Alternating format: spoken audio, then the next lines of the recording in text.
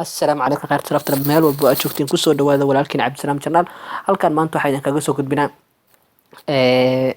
iclaankaas ku saabsan qofkii u baahan fiisiyaal wadanka Ingiriiska ah fiisiyaasha waxbarashada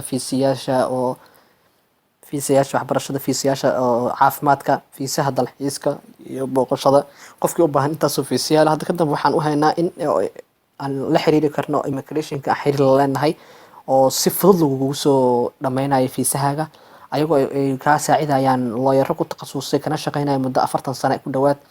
kuwaasoo lagula xiriirsiinayo aad u sheegaysid sida aad u baahantay inaad wadanka ku imaatid wadankan Ingiriiska sida hadda lagu yimaadana aad ayaa loo fududeeyay sida horeeto looma adkeyn hadday tahay fiisayaasha waxbarashada iyo caafimaadka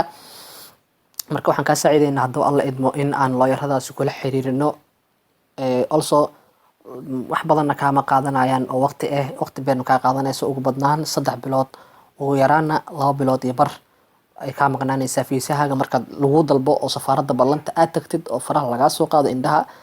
intaas ay kugu qaadanaysaa teeda kaleetana ha ka walwalin sidee lagugu dhameynaa maybe dadka qaar inay joogaan Soomaaliya ayna jecel yihiin inay yimaadaan wadankan inay soo galaan marka taasina waxaa la keenay saaciday waxay tahay marka dokumentigaada aad noo soo gudbidid oo aad dokumentigaada lawyer usoo dirtid waxa waaye waraaqado lawyer wuxuu geenaa immigration ku geenaa wuxuu u sheegaa arrintaada sida aad wax u rabtid iyadoo adiga meesha aad joogtid intaas markuu lawyer u sheego waraaqada adiga oo waxa lagu siinaa appointment ballan waraqadaas oo aad la tagay safaaradaha kugu dhow marka waxa waa safaaradda Kenya iyo safaaradda Djibouti ayaa dadka Soomaali ugu dhow iyo Ethiopia also qofkii jooga wadan safaaradda Ingiriiska ay ku taalana kaba sii fiican teeda kale ha ka walwalin ballanta in waqtiga ballanta marka lagu soo diro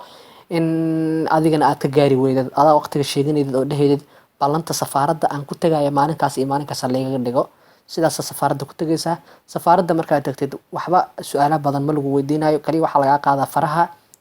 iyo indhaha laga qaadaa waxaan lagu weydiinayaa 2 su'aalood ama 3 su'aalood oo ku saabsan noloshaada meesha aad u socotid maxaa ka doonaysaa maxaad haysataa lacag cadad maxaa lacag haysataa bangigaada maxaa kugu jiro haddii aad tahay qof oo caafimaad iyo dalxiis labada su'aal lagu weydiinaa arday haddaad tahayna wax su'aalo laguma weydiinayo kaliya waxaa lagu weydiinaa shahaadooyinkaaga iyo dokumentigaada markii hore lawyer-ka u soo dirtay koobigiisa originalkooda laga rabaa intaas ka bacdi laasim waxa kugu laakiin inuu ku joogo wadankan wadanka Ingiriiska inuu qof ku joogo qofkaasoo kugula annagana connection lagula sameynayo kadibna qofkaas wuxuu sameynaa adiga ku aqbalayo gurigiisa addresskiisa wixii dhan lagu qoraa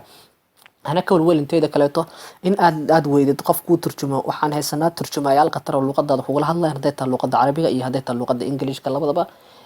luqadda Soomaaliga I'm sorry marka labadaas turjumaan waa lagu hayaa lawyer-kana waa lagu xiriirinaa si director ah lagu xiriirinaa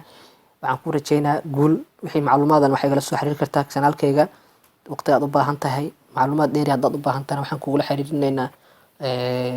waad igala soo su'aalaha soo weydiin kartaa wixii